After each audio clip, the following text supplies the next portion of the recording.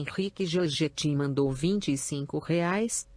Só véi, professor, tu acha que a postura atual do Trump pode influenciar as eleições no BR? Abraço. Eu acho que o governo Lula tá desesperado para que influencie. Isso já foi falado até por membros do PT e tal, né? Por quê? Ele tá tentando fazer mais ou menos o que foi feito com o Canadá, que foi feito na Austrália, que os brasileiros vejam que, na verdade, essas possíveis sanções contra Alexandre de Moraes, contra outros membros do nosso Poder Judiciário, sejam vistos não porque os Estados Unidos estão defendendo uma liberdade de expressão, mas porque eles estão tendo uma postura agressiva e imperialista contra o Brasil. E é, de fato, uma questão, assim, complicada, vamos colocar. Por quê? Os americanos alegam que eles estão fazendo isso porque alguns... Primeiro, eles não falaram nenhum nome. Tudo isso é especulação, né? Tá. Que o Alexandre de Moraes está na lista de possíveis sanções.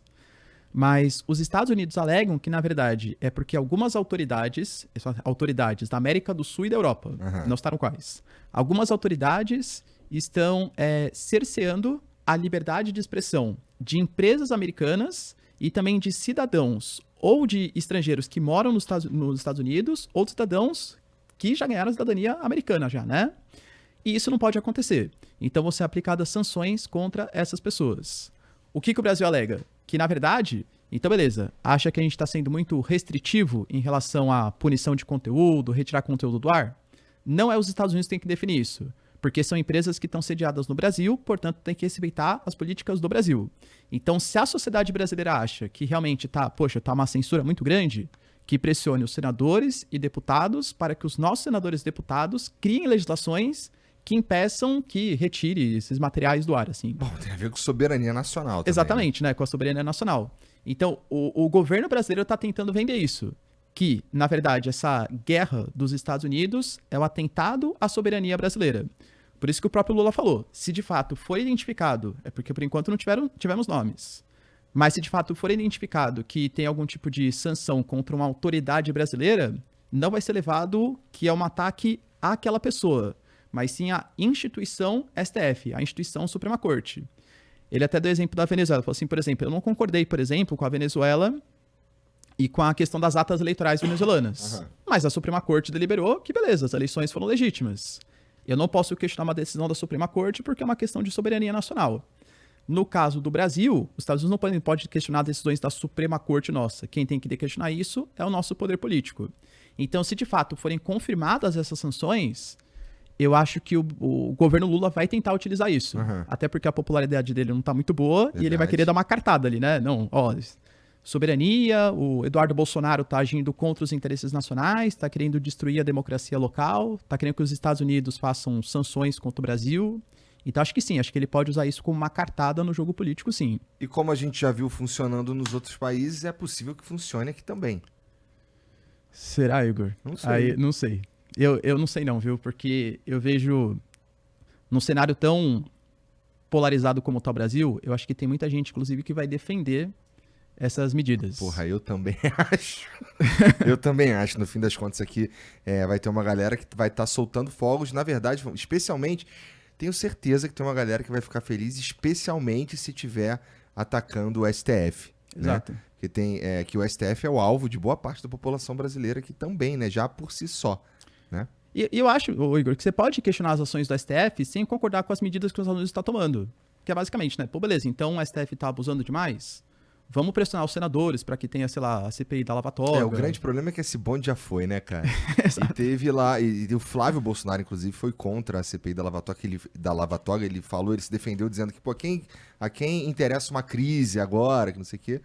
Mas, para começar o processo de novo, nossa, vai ser trabalhoso e provavelmente não vai rolar. Não vai rolar. Né? Então, é interessante, porque a galera que defende o Flávio Bolsonaro, por exemplo, que votou contra a Lava Toga, vai defender algum tipo de interferência, né, que tem aqui, que mexa com como funciona o STF. E aí eu concordo contigo, que eu acho que os caras vão mesmo curtir. Isso é muito doido, né, cara? Isso coloca a gente numa posição de subserviência também, não é? O que é doido, porque vamos lá, se os Estados Unidos estão nessa posição, que apesar de não ser em tudo, quando a gente fala de exploração espacial, tecnologia de ponta e tudo mais, está meio que na mão do Elon Musk, pelo monstro que eles mesmos criaram, a gente se coloca a gente acaba ficando numa posição, pelo menos para parte da sociedade, de aceitar uma interferência americana, caso aconteça, caso de fato seja isso que esteja rolando, mas é mais ou menos isso que o Eduardo Bolsonaro foi buscar lá, não é? Então, o Brasil é engraçado, né, cara? Torcer por uma intervenção dos Estados Unidos nas instituições democráticas brasileiras, né? Pois é, que momento. Ó, o Gustavo mandou uma aqui também, vamos ouvir. Gustavo mandou R$20. Grande Flow e professor. Apenas quero dizer que o Ricardo é melhor canal de notícias e geopolítica, o cara não falha um dia. Obrigado por este trabalho. Pô, muito obrigado, valeu pelos elogios. É sempre bom um elogio assim, Sim, né, cara? sim. Significa que aquelas 2 horas que tu fica lendo notícia todo Tá valendo a pena. Tá valendo a pena, né?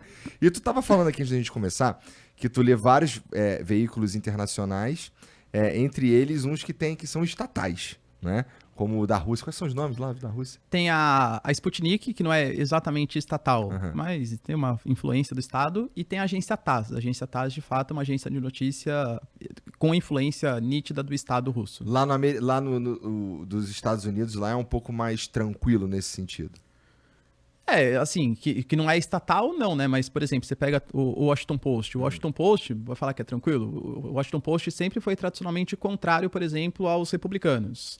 Agora que o Jeff Bezos quer agradar um pouco mais o Trump e tal, até um ciúminho ali do Elon Musk, agora o Washington Post tá um pouco mais republicano.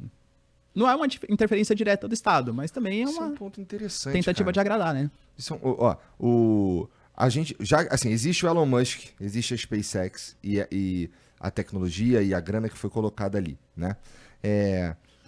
Será que existe alguém quase se tornando o Elon Musk e a SpaceX, por exemplo, o Jeff Bezos, ou não? Tá tudo muito longe, Ah, não, com a capacidade que ele tem, tá bem longe ainda, né? né? Tá bem longe. O Jeff Bezos, por exemplo, ele tem empresas que atuam também no setor de tecnologia, mas é uma coisa muito inicial ainda. Que mesmo também tendo aporte do Estado, subsídio do Estado, não tem a capacidade de influência do Elon Musk, não. O Elon Musk ele conseguiu fazer coisas muito inovadoras ali nas suas empresas, seja com a Tesla, seja com a SpaceX. Tá certo que também contou com o apoio do Estado, principalmente na crise de 2008, quase que as 2 empresas foram à falência e contaram com subsídios do Estado para conseguir sobreviver, né? Mas é um cara que conseguiu desenvolver muitas inovações que o Jeff Bezos não tem. E lá na concorrência China, ainda. por outro lado, tudo é do Estado chinês, não é? Tem iniciativa privada também, né? Tem. Só que com um forte aparato aí, apoio do Estado, de fato. E aí lá tem muito mais controle, inclusive, sobre esse tipo de tecnologia e como as coisas funcionam lá, né? Então, nesse momento, pelo menos nesse aspecto do geopolítico aí, a China tem uma puta vantagem. Com certeza, é o que eu falo, né? Eu prefiro o modelo de democracia liberal ocidental. Uhum. Mas a China ela leva muitas vantagens em algumas coisas em relação aos Estados Unidos. A questão, por exemplo, de estabelecer planos de longo prazo. Acho que até já comentei aqui com você, Igor, a questão, por exemplo, do anal Rota da Seda. Uhum. Os caras têm um plano até 2049. Só é possível porque eles sabem que quem vai estar no poder em 2049 é, sei lá, o sucessor do Xi Jinping. Né? Exatamente. Eles têm ali um partido comunista chinês que faz uma formação política de todos os políticos, tem uma elite política que é o Politburo, que decide as coisas em conjunto com o Xi Jinping, entende? Então você consegue estabelecer planos de longo prazo e você tem um Estado que define quais são as prioridades que o Estado vai seguir pelos próximos anos. Inclusive quais empresas vão ser ajudadas pela iniciativa privada e pela iniciativa pública, perdão, e se a empresa privada não corresponder aos anseios da iniciativa pública, eu paro de investir nisso aqui e vou investir em outra empresa que faça mais sentido para o governo chinês. Muito interessante.